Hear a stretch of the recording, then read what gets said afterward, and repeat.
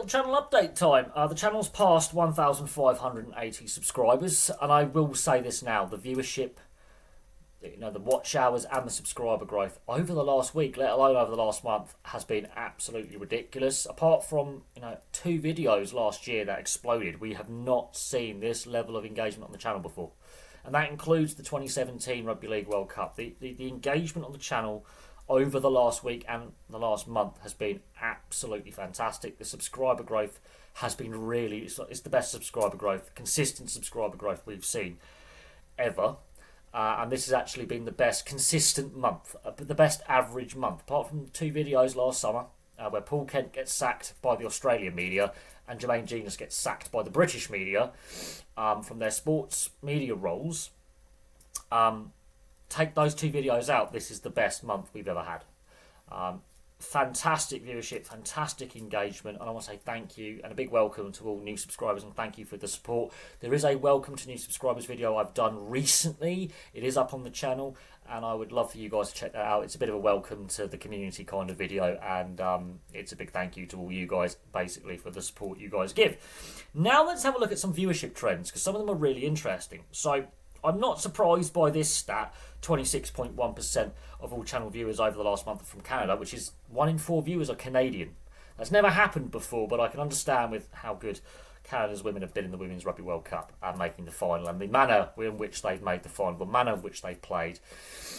It's been a fantastic tournament for them, but that's the first time Canada has been the top nation on a month basis, and the viewership from Canada over the last month, especially over the last couple of weeks, has been absolutely ridiculous.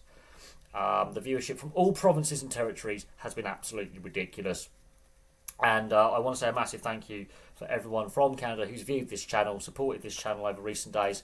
It means a lot. Thank you very much. Thank you so much for obviously being part of the community, subscribing, liking, sharing, and engaging obviously with the channel and our content, but that's never happened before. That's a fun little viewership fact. It's never happened before. At 26.1%, so basically 1 in 4 viewers, a quarter of all viewers currently in the last month, are Canadian. That is ridiculous. But here are some more really interesting trends that actually do surprise me a little bit more. 32.6% of viewers in the last month are 65 or older. In fact, we're having a lot more older viewers now than ever before, month to month, and as time has gone on, we are actually having more older viewers viewing and engaging with the channel. Now generally the 25 to 34 age demographic, around 50 to 75% of viewers generally on a month to month or week to week basis, are in basically the age demographic below mine, because I'm nearly 36. But suddenly there's been a massive shift to older viewership over the age of 50. It's very noticeable when I look at my data analytics. Older viewers are watching. Now, yes, there is a major international tournament on. That's the Women's Rugby World Cup. And generally, older people will watch the international tournaments as casual viewers. And also, some of these viewers may not have seen women's rugby before. They may be rugby union die-hard fans. But it raises a very interesting sub-point, because only 1.6% of viewers are aged 24 or younger. And that is very striking for me, that younger people are just not engaging. And I don't think this is just for this channel, because generally the 24 and younger age set, there's generally pretty strong viewership in that regard generally. Normally about 10-15%, but lately, as the summer's worn on and we've got into September and we head towards the end of the year, the viewership from the younger age demographics is dropping off. So 24 and younger, it is dropping off. Now that has raised a debate that I've had before. Are younger people switching off sport? Are they tuning out of sport entirely? Do they feel priced out? Do they not feel engaged? Do they rather, are video games to blame? Are social media to blame? Are their attention spans not as long? But the older viewership are really engaging. And that was 2 really striking parallels there, like polar opposites, should I say, that the older viewers are watching in large numbers. About a third of my viewers are retirees, whereas less than 2% are my brother's age or younger. That for me is stunning, that younger people are just not engaging. Now, the 25 to 34 age demographic and the 35, which is my age demographic, to 44, their viewership's still pretty strong, and the other age demographics up until the 65 and over age demographic. But it's that under 24s, they've just tuned out. Now, is it because they've gone back to school and further education, technical colleges and university. Potentially, students have just gone back. It's the new term. I can get that. But even so, these World Cup games are taking place on weekends.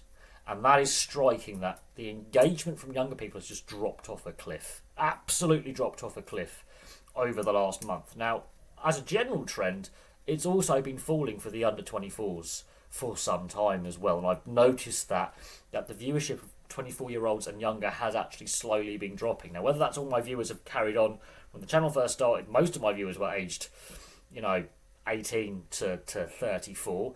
Now it's getting older. The viewership's getting older on the channel. That is something I've noticed. Here's a positive view stat. 12.1% of my viewers in the last month identify as women or female. The fairer sex, so to speak. And a lot of times on the internet, when it comes to social media and sports social media and engagement, women hide their identity online. They pretend they're men. It can be a very toxic environment. So the fact that 12%, just over 12% of my viewers in the last month are women is a really positive sign. Now, yes, the Women's Rugby World Cup, again, has a massive part to play, but I've covered other sports as well. I've covered rugby league and association football and boxing. Again, very dominated sports by men, and yet there is still very strong female viewership. In fact, we've had more viewers who are women than under the age of 24 in the demographics. So there's a trend for more female viewership. Now, whether, again, international tournaments, this happens in World Cups and Euros as well. I have noticed this when it's the football, and I've seen it with the Rugby League World Cups as well, that when it's a major international tournament, female viewership does increase, but that is the highest it's been ever, and I do stress that, and that's including covering the Women's Euros, the Women's Rugby League World Cup, Women's Test matches, Women's Sport. That is including all those other previous videos I've done. That is the highest female viewership we've ever had. Ever. So that is a very positive. That's a fantastic. Now, the two cities with the highest viewership overall on the channel in the last month. Now, these percentages are obviously lower because many cities, people put down their local location and their cities come up. 2.3% of viewers are from Toronto and 1.4% of all channel viewers are from Vancouver. The largest and third largest Canadian cities have got the most viewership when it comes to city locations on the channel. London doesn't even make the top 5. That says something. London doesn't make the top 5. That's stunning. Not a single Australian city's on there, not a single US city's on there. The top 5 cities for channel viewership in the last month are Canadian. In fact, it really is stunning how Canada has just dominated the channel viewership in this last month. But I will say this. Best month the channel's ever had.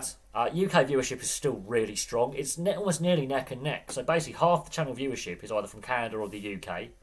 It's a little less than it's about 20% I think is from the UK. So 1 in 5 viewers are from the UK, 1 in 4 viewers are from Canada, and the rest of the world makes up that little sliver of a tiny percentage of viewers. I mean, it's really striking how Canada's dominating this month in the UK, and then it's a massive... Australia has slipped to third. The US has slipped outside the top 5. That's never happened before. So viewership from the US is still the same. It's still the same viewership, but has significantly dropped off in regards to the channel viewership in the last month. And just the engagement on the channel has been brilliant. Even from viewers outside of Canada and the UK, the engagement over the last month, especially with how the Canadians are doing, even if they're not Canadian, they're wanting the Canadians to win, because I think it's good for World Rugby if they do. And I'm an Englishman, but I do think that... Well, I live in England, shall I say. I'm a Brit, I think is a good way to look at it. Or I'm a European. But when it comes to this Women's Rugby World Cup, I think if Canada win, that is a boost in the arm for the women's game.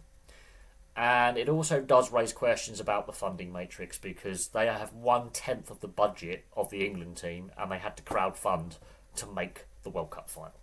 So that's just a little bit of the subscriber count and the viewership trends, and we are getting to the 2,000 subscriber forfeit, which I've mentioned to death. So again, if you're a new subscriber, please check out previous subscriber milestone videos, and it explains that forfeit in more detail. But from me for now, thank you very much for watching, and I'll have some more content for you all very, very soon.